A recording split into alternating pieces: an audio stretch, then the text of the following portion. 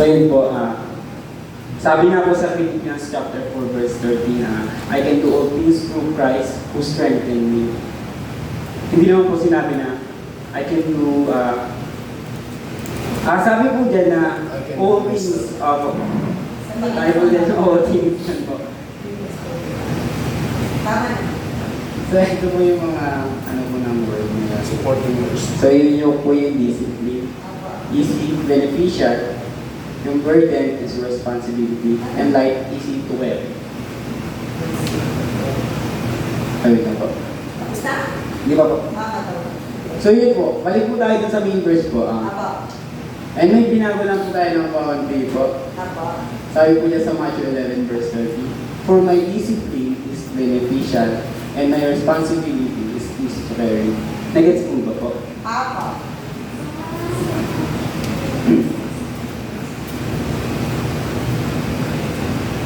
So, madali po ba?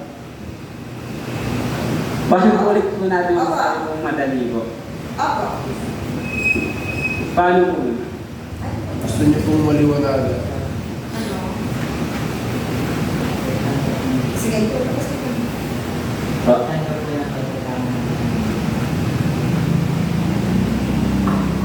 Ano po ulit po?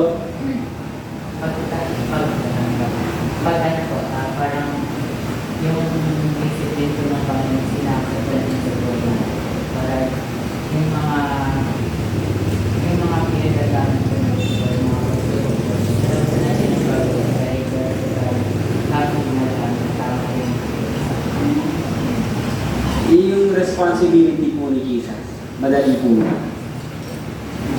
Yung mag-reflect, i-reflect yung Father, madali po ba? Opo, kasi I can do all things through Christ who strengthens me. Bakit? Bakit? Kailangan maging positive tayo. Opo! Sorry, ito po. Kailangan maging fair. Kailangan natin i-absorb na magiging easy yan kasi kasama natin ang Diyos.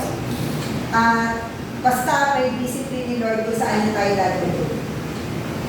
So yun po, move na po tayo dito. So, ito po. How can it become easy and light? So yun po, may magbabago po dito na sa verse po na to, sabi po dyan, for my yoke is easy and my burden is light. Ano po yung mga naka-highlighted po na word? My yoke and my burden.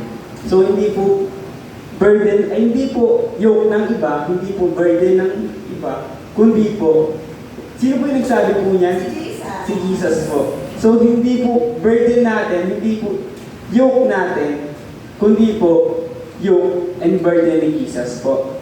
So Jesus yoke and Jesus responsibility po. And punta po tayo dun sa ano po, kung hindi po natin po napapansin po yung, before pa po yung main verse po na yan. Ay, wait lang po. Sige. Ayun po. So, Jesus yoke and Jesus responsibility po. So, minsan po kasi, pinatry po natin yung best po natin, we own our flesh. Yun po yung tawag po na, nang laman po natin, tinatry po natin na sa sarili lang natin, na excluding si Jesus Christ sa buhay natin. Kaya minsan po mabigat talaga, kaya imposibleng gawin yung mga bagay na ginagawa ni Jesus Christ. So kaya ano po yung sabi? May yoke po hindi po yoke ng iba po ako. Kay Jesus pong yoke and burden. Ang sabi lang po ni Jesus is, take my yoke upon you and learn from me, for I am gentle and humble in heart, and you will find rest for your souls. So po, ito po, napakaganda lang po na itong verse na po na to na sinabi po dyan na matuto po tayo sa Panginoon. Yan.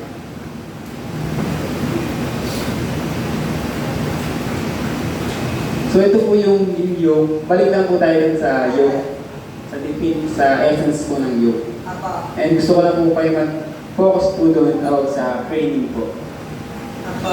So, di ba po sa training po, may mas older na kao na nagtuturo sa kao, ay sa Sorry, sa batang tao. sa batang kao po, ayun po. May mas older na kao na nagtuturo sa mas bata na kao. So, sino po yung older na kao na nagtuturo sa mas bata? At yung nag-guide po sa mas bata na kao? Gusto. Awa. Si Jesus. Ayun po. Tama po. It's Jesus po. Ah. Si Jesus nagtuturo kayo. Oo. Okay. Sige.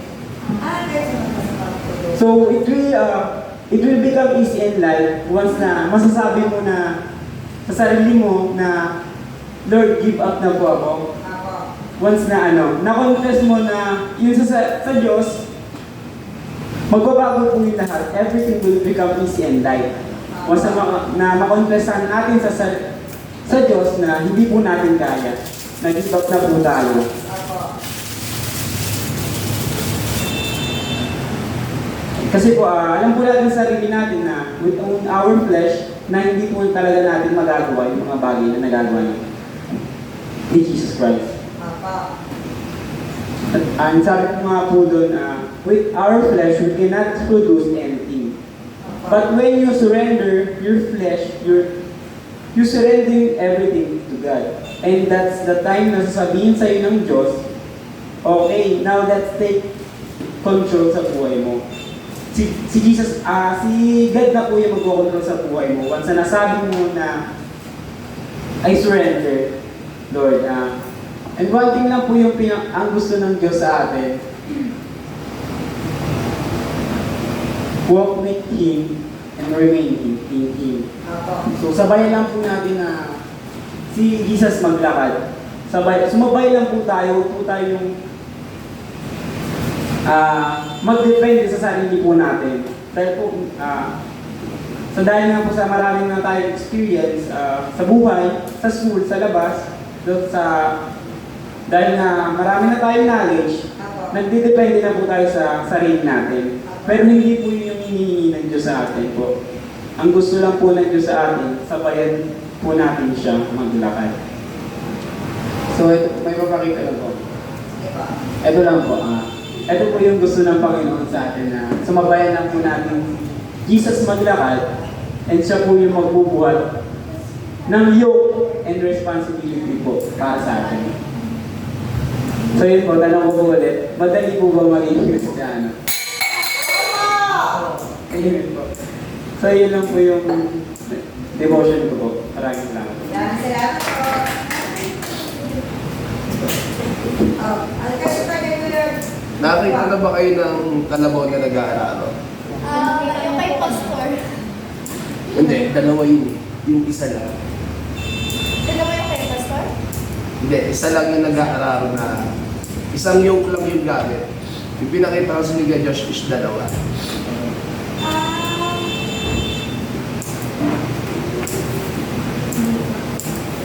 Kaya yung baka ang example doon, kasi mas malakas yung kalabaw kaysa sa baka. Hindi kaya ng baka yung pag-aararo ng lupa. Kaya dalawa yun. Kaya doon lumalabas yung teamwork. Pero totally, teamwork din kahit isa lang kasi yung physical strength nung kalabaw is kaya nung mas daig niya yung dalawang baka. So ganun din dun sa pagsunod. Either ikaw man yung ikaw lang, kahit wala kang kasama is makakasunod tayo. Kasi baka iniisip nyo dahil dalawa yun, kailangan dalawa yung saka lang ako susunod. Baka kasi naiisip nyo. Kahit ikaw lang mag-isa, kaya mong sumunod. Kay Jesus Oo, sa Panginoon. Kasi baka kasi pumasok sa isip natin, may kabady ako. So that para may hindi.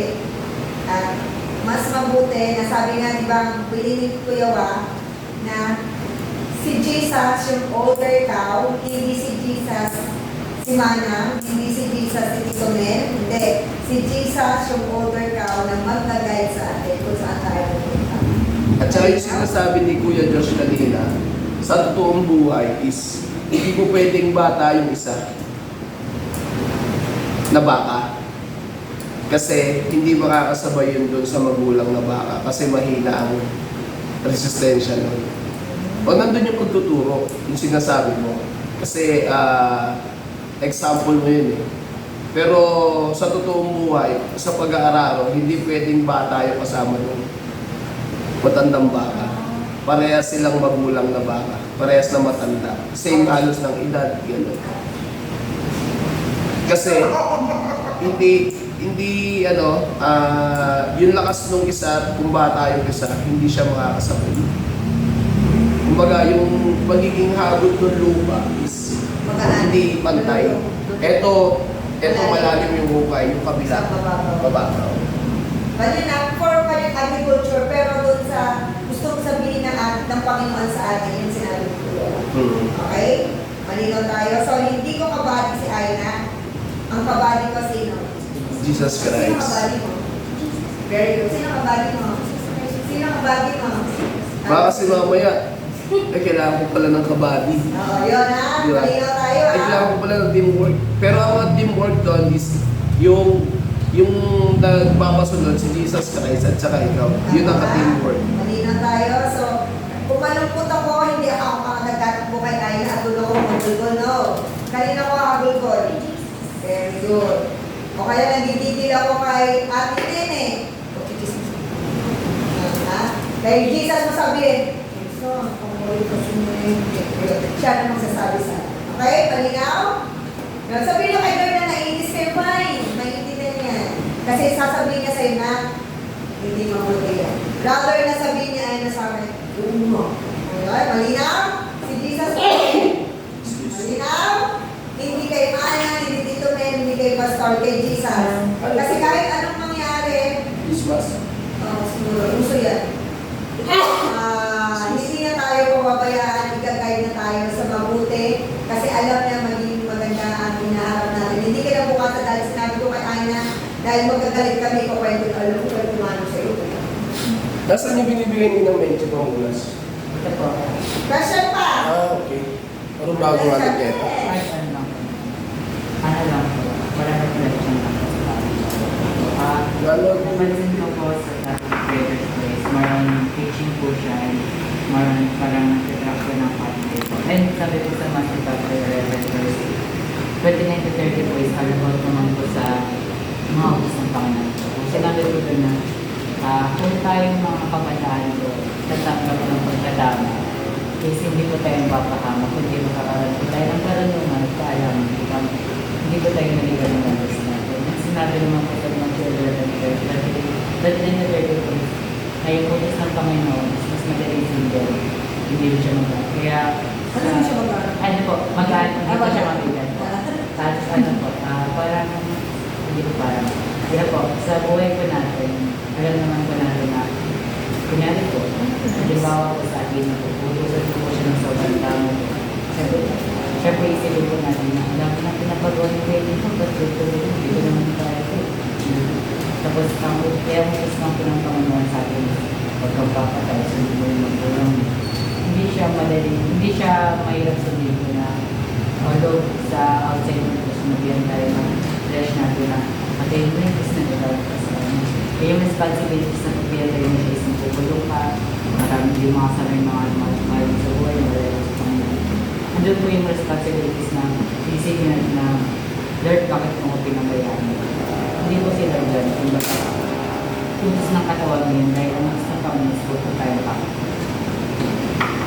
Nandiyan siya sinabi kayo nito? Okay. So, lahat ay light kasi ibinigay natin ang lahat. Kunin natin yung yoke ni Jesus, kunin natin yung responsibility natin isa, no? So, yun. So, lahat, walang dahilan na nakasimangot, lagi gumagawin. Ano isang gabi? Wala na? Question. Question? Naibig pa ka pa na? Yan. I-share mo sa akin yan. Saan mo i-share mo yan? Magkano yung PDF? Pwede po ma. Share niyo sa akin ganda. Ayan. Tapos ang dami ko ilalagay ko doon sa YouTube.